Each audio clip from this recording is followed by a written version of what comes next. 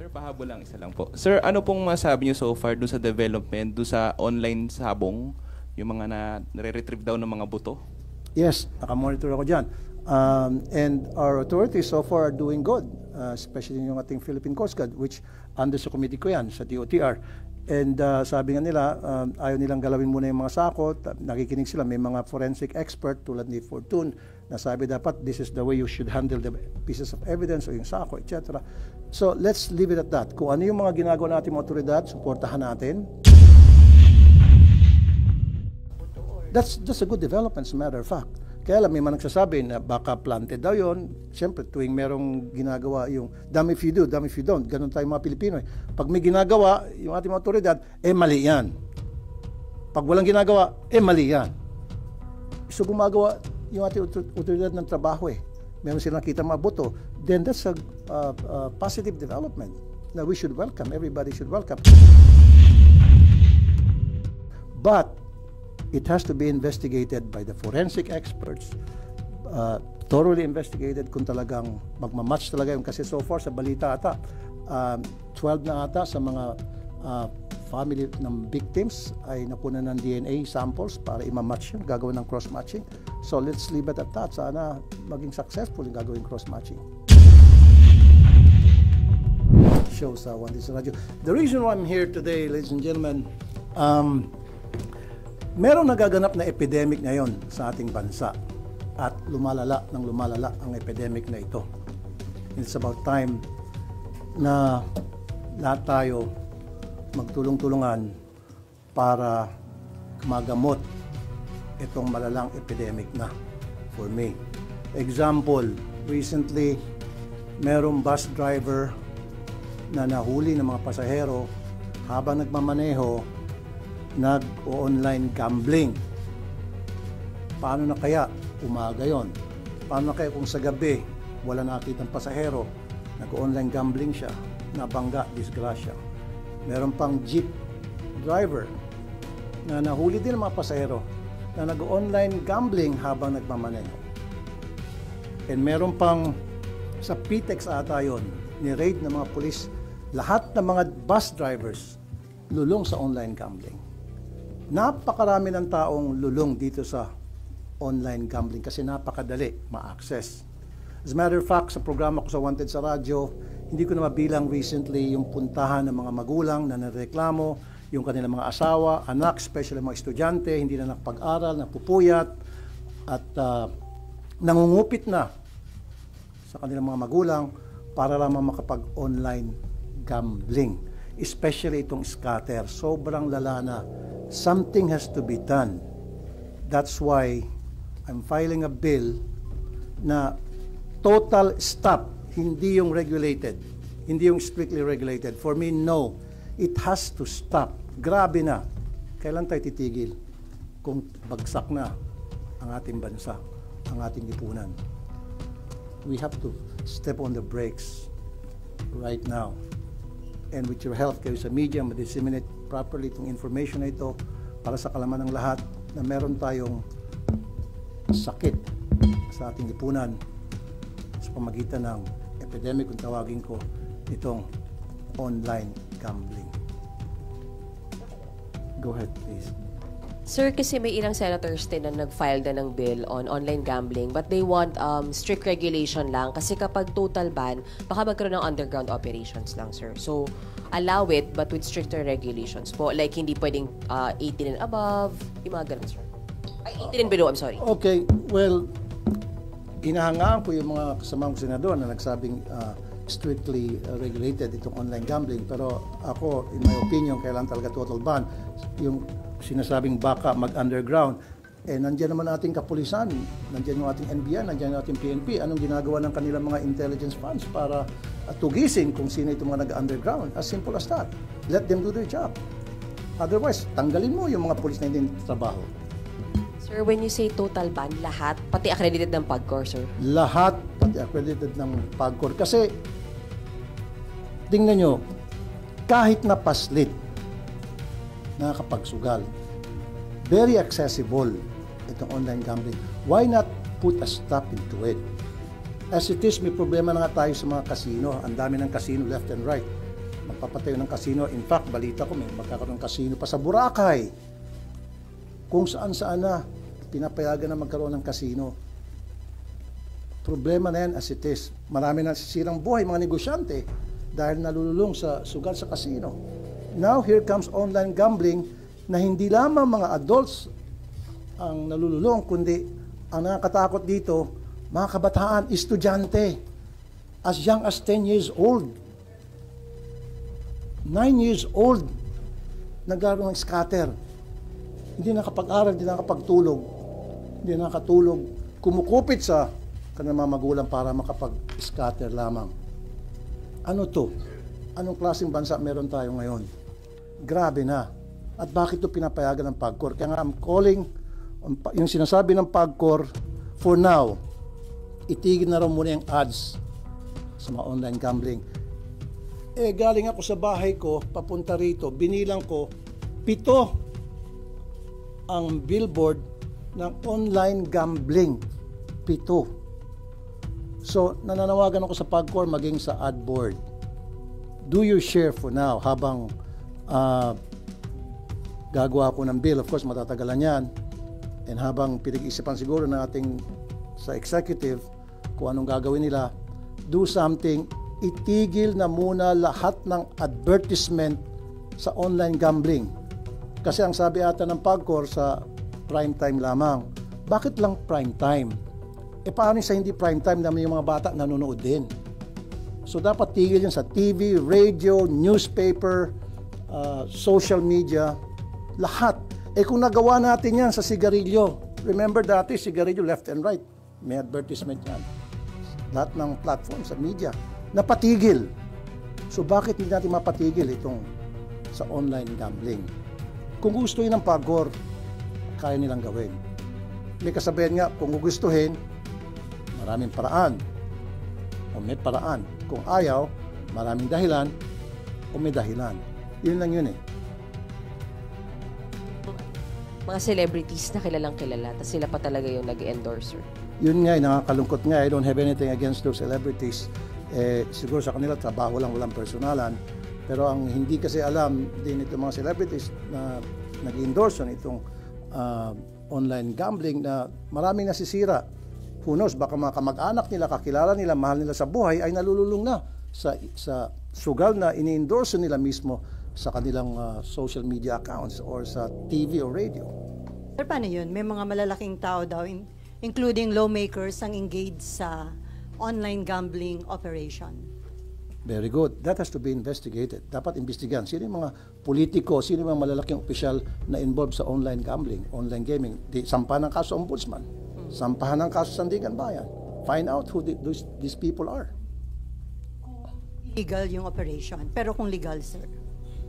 Kahit na sabihin natin legal, dapat ang mga politiko ay nagsisilbi sa taong bayan. Ang pangit naman yung kanilang pinagsisilbihan, yun yung tinatamaan ng kanilang negosyo o yung kanilang involvement, yun yung nasisira yung pamilya. Yun yung nawawasak yung pamilya dahil nalululong sa sugal. Sir, sinasabi rin malaki magiging foregone revenue kapag total ban ng online gambling. That is correct. 140 billion, I think, if I'm right. Pero marami naman pwedeng pagkukunan ng 140 billion na mawawala. Just think of it, 140 billion. Kumpara naman doon sa nasisirang pamilya, nasisirang mga Pilipino. I think the benefits na nakukuha ng ating gobyerno mula sa revenue ng online gambling outweighs the ill effects. Saan tayo? Kung dahil sa 140 billion masisira ang napakaraming pamilyang Pilipino, maraming malululong sa sugal, bakit natin itigil na itong online gambling? So sir, considering yung situation, sabi niyo ang dami ng lulong dito sa online gambling, hindi na ho kakayanin ng strict regulation sa tingin ninyo? For me, hindi eh. Well, yung iba sabi, dapat 18 years old lang and above. Naku, ang wise ng mga Pilipino. Yung 10 years old, pwede naman niya hiramin yung cellphone ng parents niya. Pwede naman niya hiramin yung cellphone ng kasambahay niya na nakakatanda. Pwede siya manghiram ng cellphone ng mga taong kakilala niya mas nakakatanda sa kanya. Wala rin. At ngayon, sa GCash, sa Paymaya, nandyan palagi yung online gambling na naka-advertise. So, very accessible. Sa online gambling, unlike before, tingnan nyo guys, gusto mo mag-bingo, pupunta ka sa mall para mag-bingo. Gusto mo magsabong, punta ka sa sabungan para magsabong. Gusto mo magkarera, punta ka sa racetrack para magkarera. Ngayon, kahit nasa loob ng CR, habang you're doing your thing, pwede ka online gambling. Pagkatapos mo siguro, natalo ka na ng 10,000. Ganon katindi ang online gambling. So pag wala na itong online gambling, yung mga sugarol na gusto talang magsugal, then punta sila dun sa venue nung sugal na gusto nila. Ngayon pati, meron pa nga igagamba, pa yun. Totoo yan. Lahat ng klaseng sugal na maisip nyo, i-billiards, nandyan na. Who knows kung ano pa yung mga susunod na mga kabanata nitong e-gambling mga operators, kung ano pa maisip nila. Matindi. I'm calling upon PAGCOR for now, ipatigil nyo na muna lahat ng advertisement sa lahat ng platform ng e-gambling. Sabi niya, papatigil nyo. Kanina lang pagpunta ko rito, ang dami mga advertisement pa rin. Sana magkaroon muna ng moratorium habang nagde-decide yung ating executive kung paano nila i-handle to. Sir? As long as it's online, para sa akin. Ngayon, kung gusto mo sports, anong klaseng sports? Basta't online. Kung gusto mo magtaya ka, di maglagay na lang sa PBA na yung parang pupunta ka doon at mananaya ka, parang ginagawa sa horse racing, di ba? Meron yung pupunta ka sa tayaan, doon ka tataya. O gawin na lang legal yun. Magkakaroon ng mga, ano bang tawag niyan? Yung patayaan. Para sa gaming, parang nangyari sa Las Vegas. Kung gusto magtaya sa basketball, punta ka sa isang casino at doon ka tataya. Pwede sa casino. Punta sila sa casino para maging deterrent yun one way or the other. Natatama rin, ba't pa ako pupunta, umuulan o tinatamad ako, hindi ako pupunta na lang, saka na lang. Whereas ngayon, gusto nila maglaro ng basketball or anything. Sa gambling, nandiyan yung online. Sir? Saying, sir, na yung mga pasugal niyo yun na online, pwedeng sa casino na lang. Doon na lang lahat tumaya kasi bawal ang mga minor talaga. What I'm saying is, kung hindi lang sa casino, sinabi ko na kanina, gusto mo mag-bingo. Di ba dati-rati pag mga binguan sa mga mall, punta kayo sa mall. Gusto niyo magtaya sa sabong, punta kayo sa sabungan. Ganun lang dapat. Merong venue na pupuntahan. Unlike ngayon, very easy, very accessible. Anybody can play. Kahit na pastit, kaya maglaro ng sugal sa pamagitan ng online. Especially nandiyan na yung GCash, nandiyan yung Paymaya, napakadali. Sir, ang PAGCOR sabi nila hanggang August 15 meron para i-take down lahat ng ads, yung billboards, sa mga bus, etc. So you're saying dapat ngayon na? Bakit August 15?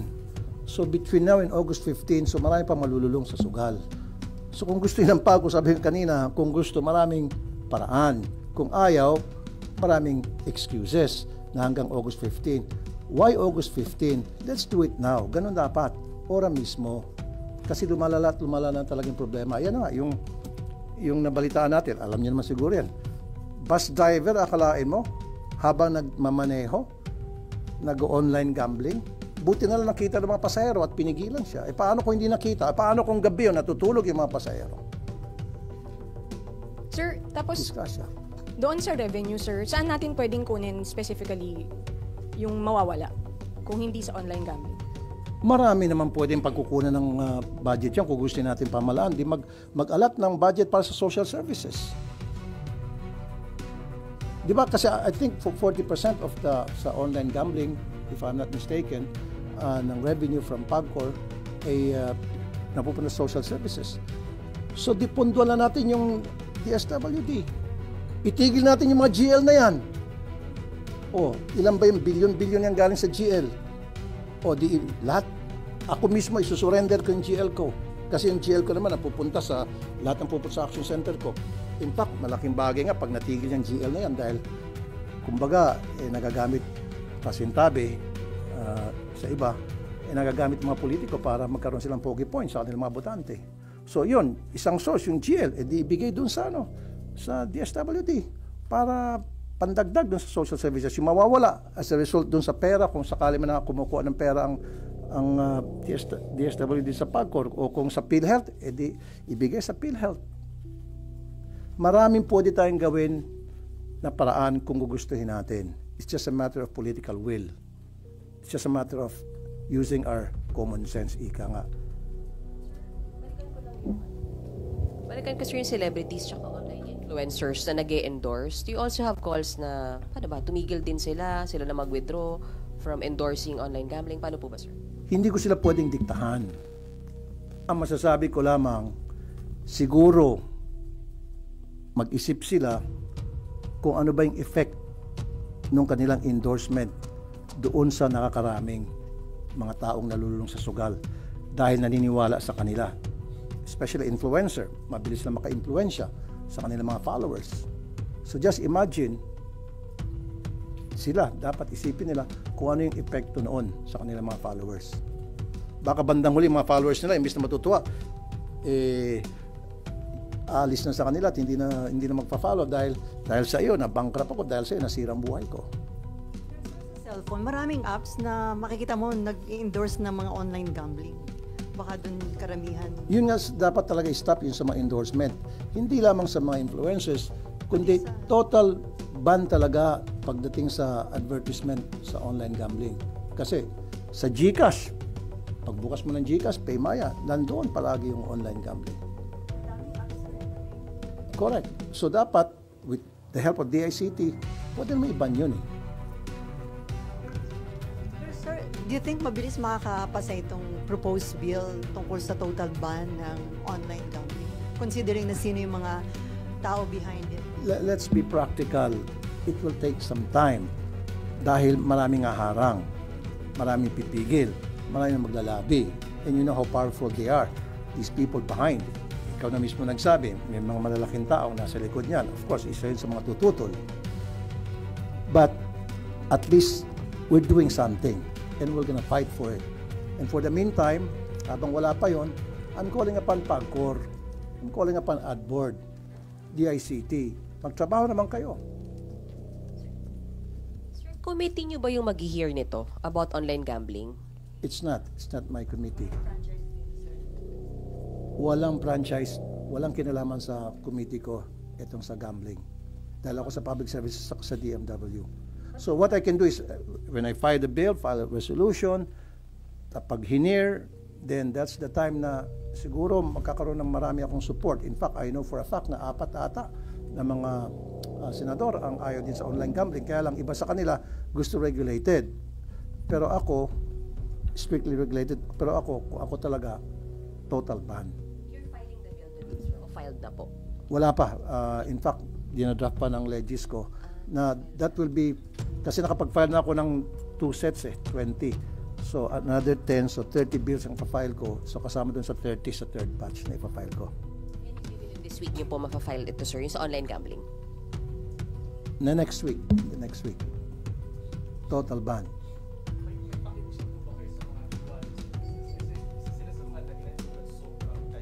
Mag-online sugal. Yung iba nakalink pa yung account nila dun sa platform ng online sugal. Kaya ang daling mag-cash in, ang daling mag-cash out. Alam mo, yung mga may-ari ng e-wallet, kahit na anong klaseng pakiusap mo, kahit na lumuhod ka, hindi ka pakikinggan yan. Kasi kumikita sila dyan, halos bread and butter nila yan eh. So ang kailangan talaga is legislation para wala silang pwedeng gawing rason. Pag may batas na, wala silang magawa. That they have to follow, otherwise may kalalagyan sila. Sir, other issue. Okay. May nag-raise na hand sa dulo. Yes, sir. Sir, nabanggit nyo epidemic na. Kung nagawa ng Pangulo yung executive order sa POGO, bakit hindi tayo manawagan sa Pangulo na maglabas ng executive order pagbawal itong online gambling, sir? Thank you, sir. Thank you for that very good question. Hindi ko pwedeng diktahan o pagsabihan ng ating Pangulo dahil may separate of powers, executive siya, legislative ako. I can only wish. So, hindi naman siguro masama mangarap. So, nangangarap ako sana one day or in the next few days makarating sa ating Pangulo kung gaano kalala itong problema, and it's up to the President kung anong discarding gagawin niya, and I will respect kung ano man desisyon niya. Pero para sa akin, my stand is sana total ban pahinto na ito. Sir, other issue. 2 weeks from now, mag-open na yung session ng 20th Congress. Okay. About Senate leadership, kaya ba ni Senator Erwin Tulfo ay pumirma na dun sa resolution supporting SPGs? Yes, I'm for Cheese. Actually, Erwin consulted me. Sabi niya, Kuya, saan ba tayo? And then I said, ako ay kay Cheese. Now, it's up to you. Hindi kita pwedeng titahan kung sinong gusto mo. Sabi niya, then kung kay Cheese ka, sige. And then sinabi ko sa kanyang dahilan at nakita niya magandang reason na binigay ko sa kanya. Kaya sumang-ayon siya sa akin. Ano po yung mga reason? Well, first of all, kilala ko si Cheese. I've worked with him for 3 years. At halos parehong work ethics namin. Agresibo siya pag meron siya mga bills na gusto mapasa, especially mga tinatawag na priority bills. Pinupush niya talaga. In fact, he will even to the extent of calling my staff. Ano bang problema? Paano ba ako makatulong? And then, kuminsan siya pa mismo ang nagpapapirma para mapabilis yung proseso. Isa yun sa mga bagay na nakita ko sa kanya. That's why sabi ko, although hindi ko pa nakakatrabaho yung kabila, si Senator Soto, I don't know him, I mean as far as work ethics niya o leadership niya, because hindi ko naranasan. Unlike a Cheese, naranasan ko and wala akong nakitang problema. Sabi nga nila, if it ain't broke, don't fix it. Pero nag-effort ho yung grupo ni Senator Soto na ligawan din kayo. Well, may mga nagparating but it was too late. Di ako naman, hindi naman ako pwedeng urong-sulong kung talagang nakapag-decide na ako, nandun na yon. So wala na makakapagpabago sa decision niyo, sir, hanggang July 28? I don't think so. Kailangan kong panindigan kung ano na yung napag-desisyonan ko na. Hindi naman tayo pwedeng agaw-bawi.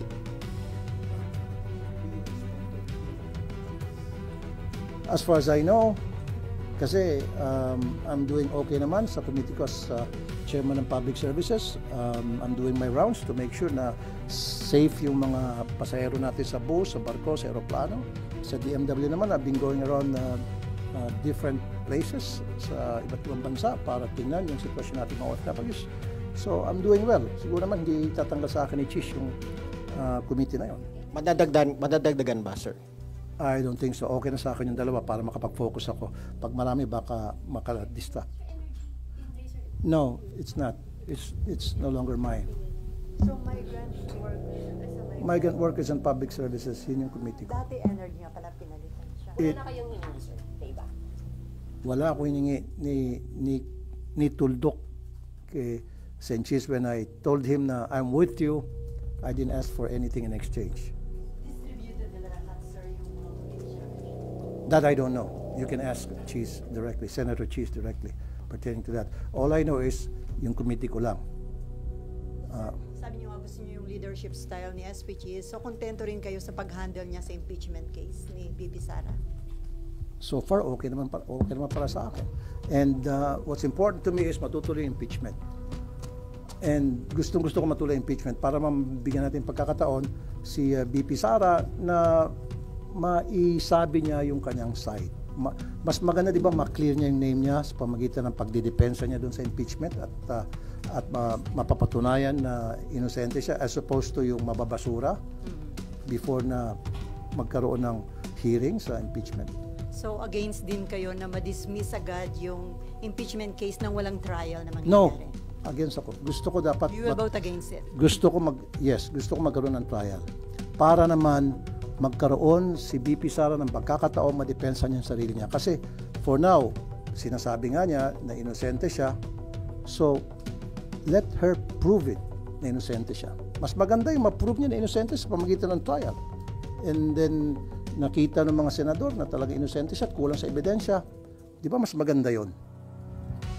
Sir, isa kasi sa mga inaasahang move ng defense pag reconvene ng impeachment court is really to move for dismissal.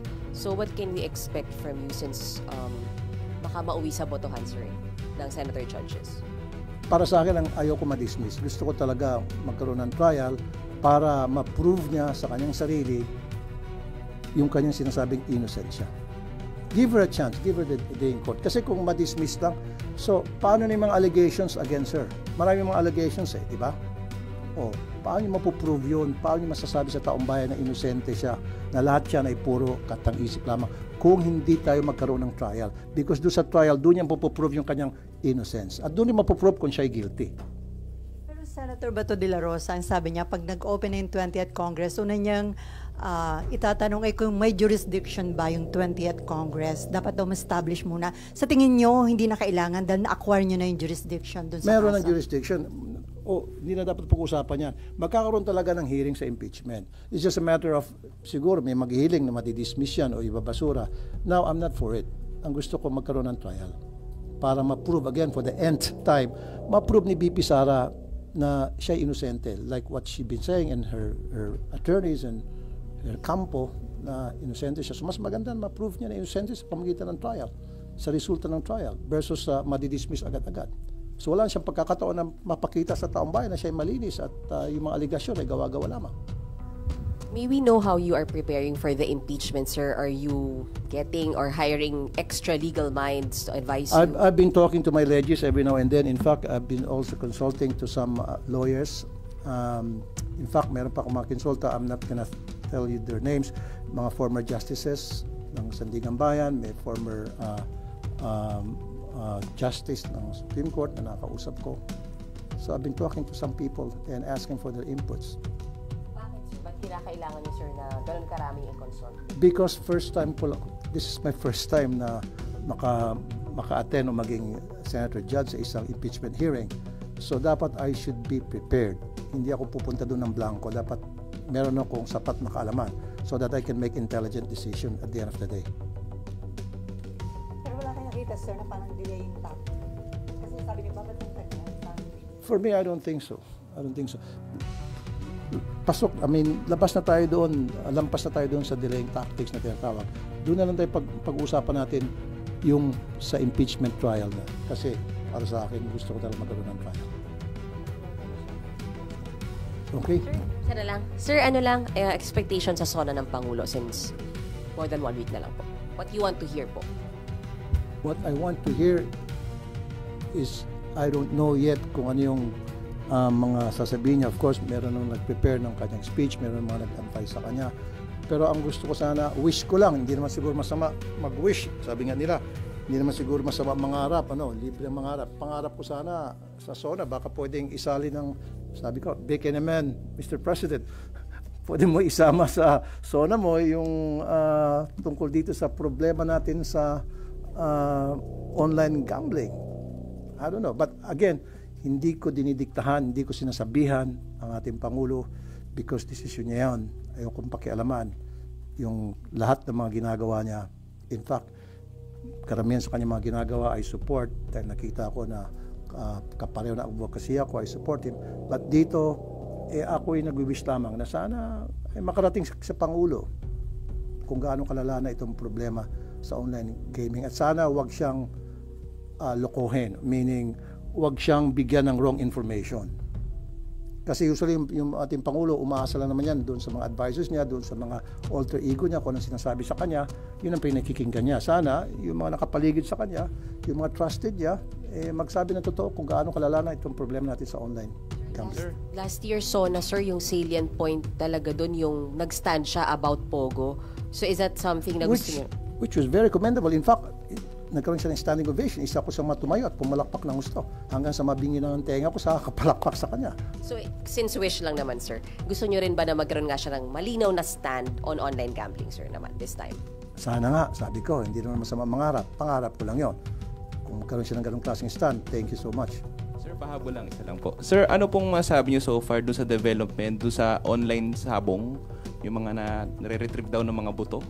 Yes, nakamonitor ako dyan. And our authorities so far are doing good, especially yung ating Philippine Coast Guard, which under sa committee ko yan, sa DOTR. And sabi nga nila, ayaw nilang galawin muna yung mga sakot. Nakikinig sila, may mga forensic expert tulad ni Fortune na sabi dapat this is the way you should handle the pieces of evidence o yung sako, etc. So let's leave it at that. Kung ano yung mga ginagawa natin mga otoridad, suportahan natin. Fully support ako dyan. May mga korte tayo. However, pag nakita ko yung mga polis natin, medyo winawashi-washi yung ginagawang investigasyon, magsasalita ako. Magsasalita ako. Ano yun, nagpalakas dun sa whistleblower yung kanyang mga That's a good development, as a matter of fact. Kaya lang, may mga nagsasabi na baka planted daw yun. Siyempre, tuwing merong ginagawa yung damn if you do, damn if you don't. Ganun tayo mga Pilipino. Pag may ginagawa, yung ating mga otoridad, mali yan. Pag walang ginagawa, mali yan.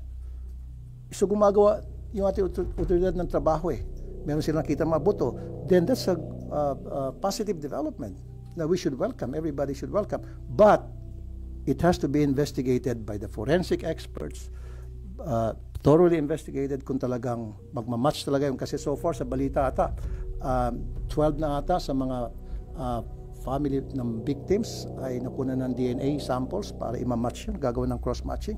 So let's leave it at that. Sana maging successful yung gagawin cross-matching.